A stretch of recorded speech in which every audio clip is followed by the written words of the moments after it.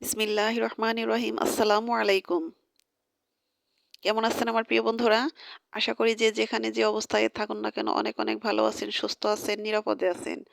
আমিও আল্লাহর অশেষ রহমতে আপনাদের সকলের দয়ায় আলহামদুলিল্লাহ ভালো আছি। কাছে কিংবা দূরে, দেশ ও দেশের বাহির থেকে যে যেখান থেকে আমার এই ভিডিওটা এই মুহূর্তে দেখতেছেন, আমার ভিডিওটার সাথে যুক্ত আছেন, তাদের সবার প্রতি রইল আমার অনেক অনেক দোয়া এবং আন্তরিক ভালোবাসা। তো বন্ধুরা, এই তো আজকে আমি আমার মরিচ বাগান থেকে ভিডিওটা শুরু করতেছি। তো এখন অনেক সকাল। সকাল হলো আবহাওয়াটা অনেক ভালো। তো এই তো দেখুন আমার মরিচ গাছে কি সুন্দর ফুল ফুটে আছে। দেখতে খুব ভালো লাগতেছে। তো আমার গাছের মরিচের অধিকাংশ মরিচই পেকে গেছে। তো ভাবলাম যে আজকে মরিচগুলো ভালো করে তুলে নিব। তো মরিচ থাকতে থাকতে আবার আপনাদের ভাইয়া হাঁটি থেকে মরিচ এনেছিল। তো সেই মরিচগুলো খাইতেছি। যদি মরিচ না আনতো তাহলে এই মরিচগুলো আর পাকার সময় পেত না, খাওয়া হয়ে যেত। তো অনেক সময় নিয়ে আমি মরিচগুলো তুলতেছি, অনেকগুলো মরিচ। তো এই মরিচগুলো পাকা যে মরিচগুলো আছে এগুলো আমি শুকাতে দিয়ে শুকাবো ভালো করে, শুকনা মরিচ বানাবো। তো বন্ধুরা, যারা নিয়মিত আমার ভিডিওটা দেখেন তারা হয়তো জানেন এই মরিচগুলো গাছগুলো আমি যখন লাগাই অনেক যত্ন সহকারে লাগিয়েছিলাম। তো যত্ন সহকারে লাগিয়েছিলাম বলে, যত্ন করেছিলাম বলে কিন্তু মাশাআল্লাহ এখন এই গাছের মরিচ খাইতেছি। বর্ষার মধ্যে যে এত দাম গেছে মরিচের, একটা মরিচও কিন্তু কিনে খাইতে হয়নি। এই গাছের মরিচ দিয়ে আমার সংসারটা চলে গেছে। এখনো যদি ইচ্ছা করি যে একটা মরিচও কিনে খাবো না, তারপরেও চলে যাবে। তো এখন যেহেতু মরিচের দাম একটু কম, সে কারণে থাকলেও দেখা যায় হাটে থেকে আবার মরিচ আনা হয়। ইচ্ছা অনিচ্ছায়, বলে দিলে আনে, না বলে দিলেও নিয়ে আসে। তো বাড়ির উঠানে যদি একটু জায়গা থাকে, সে জায়গার মধ্যে যদি একটু কষ্ট করে আমরা পরিশ্রম করে একটা গাছ লাগিয়ে নিজ হাতে বুনে সে গাছের ফল যদি আমরা খেতে পারি তাহলে কিন্তু মন্দ না। এতে করে আমরা সংসারের যে খরচ হয় তার থেকে কিন্তু কিছুটা হলেও একটু সেভ করে চলতে পারি। তো এই তো আমার মরিচ উঠানো শেষ। এখন আমি সকালবেলা যে রান্নাটা করব সেটা হলো বাঙালি স্বাদে খুদের ভাত। তো এই খুদের ভাতটা কম বেশি আমি জানি সবারই অনেক পছন্দ। তো এই খুদগুলো কিন্তু আমি কিনে এনেছি, এই তো আমার চাচি শাশুড়ি বিক্রি করে, সেখান থেকে আমি মুরগিকে খাওয়ানোর জন্য। তো খুদগুলো অনেক ভালো, মাঝে মাঝে আমি রান্নাও করি, আপনারা দেখেন। তো খুদের ভাত আমার অনেক পছন্দ। তো আমার শরীরটা তেমন একটা ভালো না দুদিন যাবৎ, ঠান্ডা জ্বর কিছুটা, মানে অতটাও না, কিন্তু কোনো কিছুই মজা লাগে না, কোনো কিছু খেতে মন চায় না। তো ভাবলাম যে আজকে একটু খুদের ভাত রান্না করি, হয়তো খেতে পারবো। সে কারণে সকাল সকালেই তো খুদের ভাত রান্না করতেছি। তো চালগুলো খুদগুলো একটু ভালো করে ঝেড়ে পরিষ্কার করে নিতেছি। এতে অনেক ছোট খুদ আছে, ওগুলো রেখে একটু যে মাঝারি সাইজের খুদ আছে সেগুলো আমি রান্না করব। তো বন্ধুরা, শীতের সকালে খুদের ভাত খেতে কিন্তু বেশ মজা লাগে। তো এখন তো ধনিয়া পাতার সিজন, ধনিয়া পাতা দিয়ে এবার এখন খুদের ভাত খাওয়া হয়নি, আজকে প্রথম খাবো। তো বন্ধুরা, অনেক মজাদার একটা খাবার রান্না করব। তো কি কি ভর্তা করি, আমার সাথেই থাকুন, দেখতেই থাকুন, হয়তো ভালো লাগবে।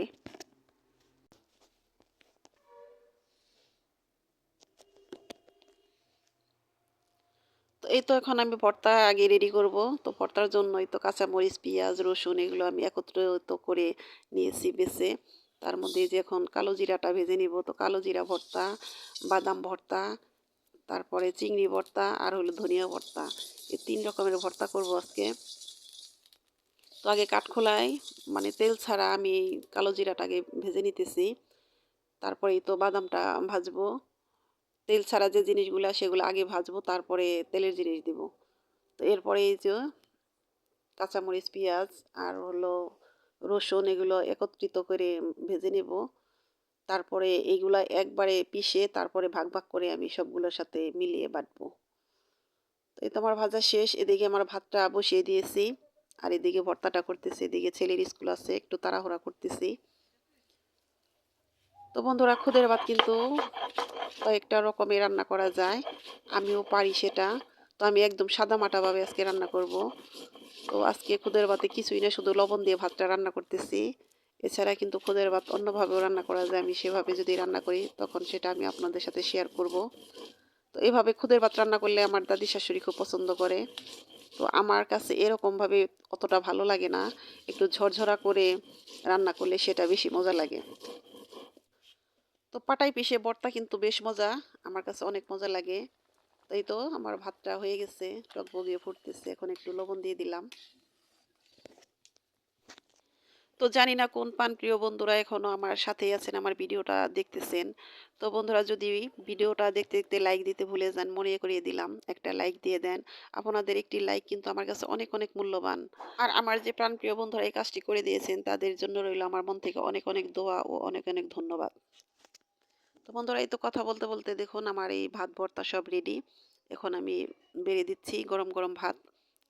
আগে ছেলের জন্য বাড়তেছি। তো আমার ছেলে খুদের ভাত দেখে একটু মনে হয় যে মনটা খারাপ করলো। কারণ খুদের ভাত ও বেশি পছন্দ করে না।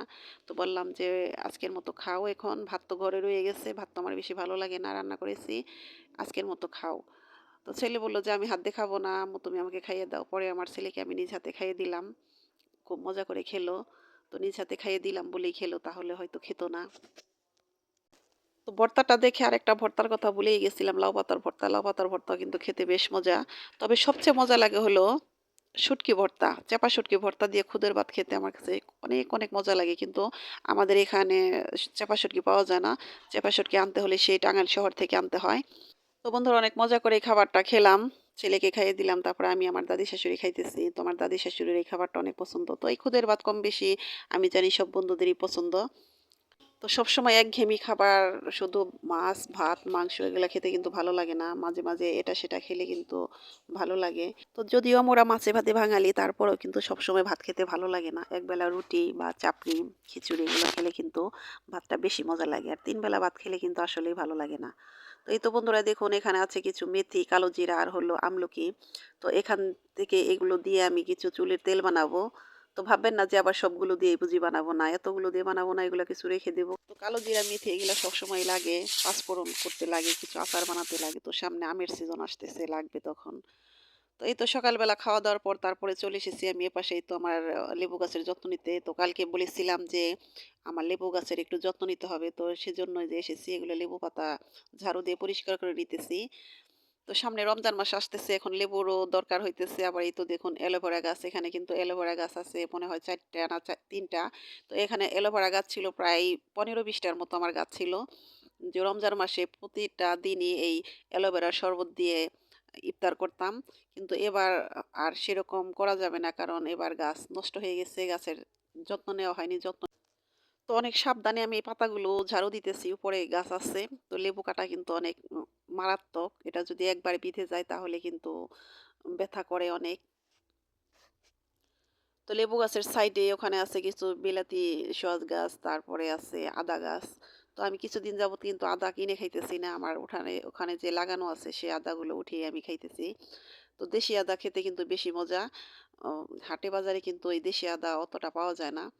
তো আমাদের এই যে এখানে যে জায়গাটা দেখতেছেন আমি যে ঝাড়ু দিতেছি তার ওপাশে যে কিছু ফাঁকা জায়গা, এখানে কিন্তু হলুদ আর হলো আদা এই ২ টা জিনিসই লাগানো হয় প্রতি বৎসরই। তো এবারও হলুদ গাছ আছে ওই সাইড দিয়ে আর এই পাশে আছে আদা গাছ। তো হলুদ গাছগুলো আপনাদের ভাইয়া কেটে দিয়েছে। উপরে জাংলা যে হলুদ গাছ হবে না সে কারণে কেটে দিয়েছে। তো গাছগুলো হলোই না। হয়তো মারা গেছে। এখন নিচে হলুদ আছে কিনা জানি না। আমি কিন্তু হলুদও কিনে খাই না। আমার বাড়িতে যে আমি হলুদ আমি নিজ হাতেই বুনি। সেই হলুদ উঠিয়ে যে হলুদ করা হয় সেগুলো দিয়েই ১ বছরের হলুদ দিয়ে ২ বছর খাওয়া যায়। তো বন্ধুরা এই যে দেখুন বেগুন গাছ, এখানে কিন্তু কয়েকটা বেগুন গাছ ছিল। আপনারা যারা আমার ভিডিও আগে দেখেছেন, আমার পুরাতন বন্ধুরা আছেন। তো বেগুন গাছও নষ্ট হয়ে গেছে। তো এই গাছটাও নষ্ট হয়ে গেছে দেখতেছি। সবগুলো গাছ উঠানো হয়েছিল। একটা গাছ রেখে দিয়েছিলাম। তো এই গাছে বেগুন আসতো ১ টা ২ টা ভর্তা করে খেতাম। তো এখন এই গাছও নষ্ট হয়ে গেছে, উঠিয়ে ফেলে দেওয়া হবে। আর এই যে আদা গাছ দেখতেছেন, এই আদা গাছগুলো আবার উঠাবো, উঠিয়ে খাওয়ার জন্য রাখবো আর আবার কিছু নতুন করে লাগিয়ে দেব। আর এই তো দেখুন লেবু গাছের চেহারা, লেবু গাছে এই যে ফুল ফল আসতেছে। তো লেবু গাছে যদি যত্ন নিয়ে ১ সপ্তাহ গাছের গোড়ায় পানি দেই তাহলে ইনশাআল্লাহ আবার গাছ নতুন রূপে ফিরে আসবে। তো বন্ধুরা প্রত্যেকটা জিনিসই কিন্তু যত্ন চায়। তো কথায় বলে যত্নে নাকি রত্ন মিলে, কথাটা কিন্তু একদম সত্যি। তো বন্ধুরা এই গাছটি যদি এখন আমি যত্ন না নিই তাহলে কিন্তু এই গাছ ভালো হবে না। এই গাছের ফল আমি খেতে পারবো না। তো যদি এটাকে যত্ন করি ঠিকমতো এটায় পানি দেই তাহলে কিন্তু এই গাছের লেবু আমি আবার খেতে পারবো। আগের মতো হয়ে যাবে গাছ। তো আল্লাহ পাক যদি আমাকে বাঁচিয়ে রাখেন তাহলে সেটাও আমি আপনাদের সাথে শেয়ার করব যে আমার লেবু গাছটা দেখেন কত সুন্দর হয়েছে। তো এই তো এখন গাছের গোড়াটা আমি ভালো করে খুদে দিব। খুঁড়ে তারপরে এর মধ্যে কিছু গোবরের ভুসি দিব। এই যে দেখুন গাছের গোড়ায় এটা কি এসেছে বলুন তো এটা কি? মিষ্টি আলুর মতো, তাই না? কিন্তু এটা কিন্তু মিষ্টি আলু না, এটা হলো কাঁকরোলের মোতা। এই মোতাই থেকেই কিন্তু আবার কাঁকরোল হবে। আমার বাড়িতে কিন্তু কাঁকরোল ধরে বেশ সুন্দর। আপনাদের সাথে শেয়ার করছি কিনা আমার খেয়াল নাই, কিন্তু আমার কাঁকরোল গাছে অনেক কাঁকরোল ধরে। দেখতে পারবেন, আল্লাহ পাক যদি বাঁচিয়ে রাখে সেটাও আমি আপনাদের সাথে শেয়ার করব।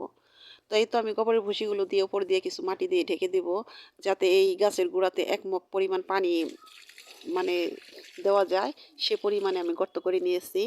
তো বেশি না, 1 সপ্তাহ পানি নিয়মিত দিলে আমার গাছের চেহারা ইনশাল্লাহ ঘুরে যাবে।